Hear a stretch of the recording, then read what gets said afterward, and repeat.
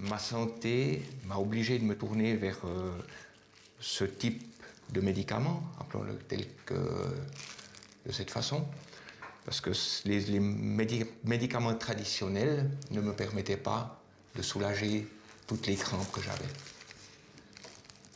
Ce bout-là. Après, on est bon, je crois. Je pense que les gens ne sont pas au courant de cette situation. Ils ne font pas la différence entre un cannabis récréatif et puis un cannabis thérapeutique. Enlève la plaque. Ouais. Je n'ai jamais touché à aucune drogue. Et puis dans ma famille, on a toujours dit que c'est quelque chose qu'il faut éviter. Puis dans le fond, j'avais peur de donner de moi une image négative. Mais seulement j'étais entre deux chaises parce que j'avais toutes ces douleurs et puis je n'avais aucun confort de vie, aucun bien-être. Et puis on en a discuté dans ma famille et on a ensemble dit oui, il faut essayer. Des biscuits thérapeutiques au cannabis. Philippe est atteint de sclérose en plaques.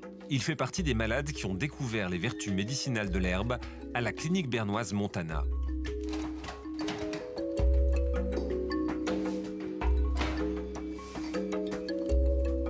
Claude Vanet en est le neurologue responsable. Un des rares médecins suisses à prescrire du cannabis quand les crampes et les spasmes résistent aux médicaments. Une solution qu'un de ses patients, fumeur de joint, lui a soufflé en quelque sorte.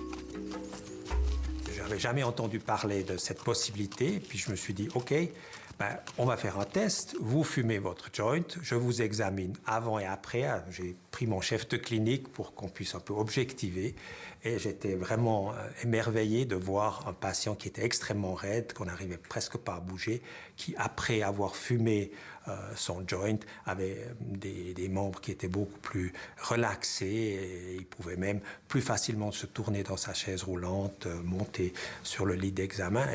C'était assez spectaculaire de voir ça live chez un patient, chez laquelle on avait justement essayé différentes autres substances.